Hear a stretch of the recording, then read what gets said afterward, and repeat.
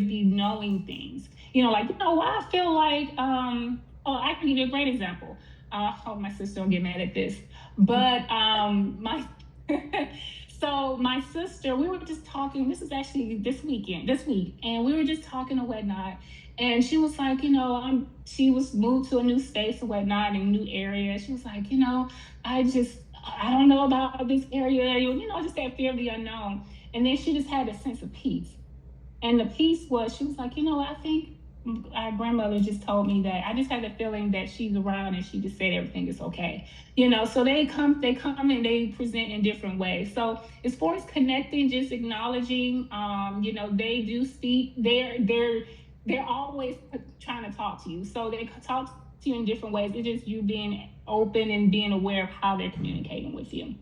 I love that. And I tell the ladies the same thing. The cardinals, it's birds for me. Every bird, it can be a woodpecker, a cardinal, a hawk flew over here. Exactly. A seagull come out of nowhere. I'm like, where's the ocean? Why am I seeing a seagull? Exactly. Right? So, exactly. So I tell you, just got to pay attention. I love that, y'all. And you do, y'all. You just have to pay attention. Even little things as far as, like, I remember I was sitting on the bed and I could have sworn somebody sat on my bed. Like, I just felt somebody sat on the bed and looked and nobody's there. Well, somebody's there because you feel the energy, right? Exactly.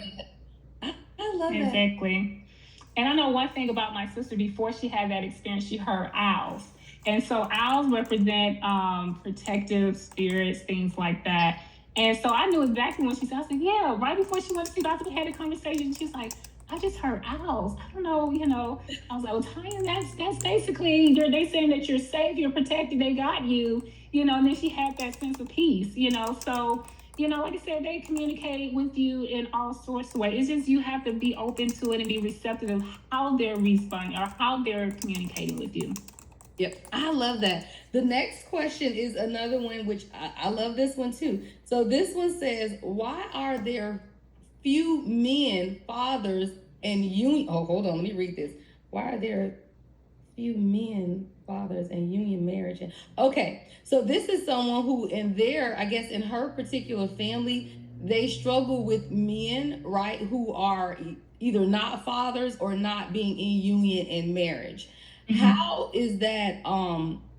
What would you say to that? Because I have my own things. I'm just gonna ask you, because that's all she really put is, why are there few men or fathers in union or marriage in her particular family? And is there anything that she could do?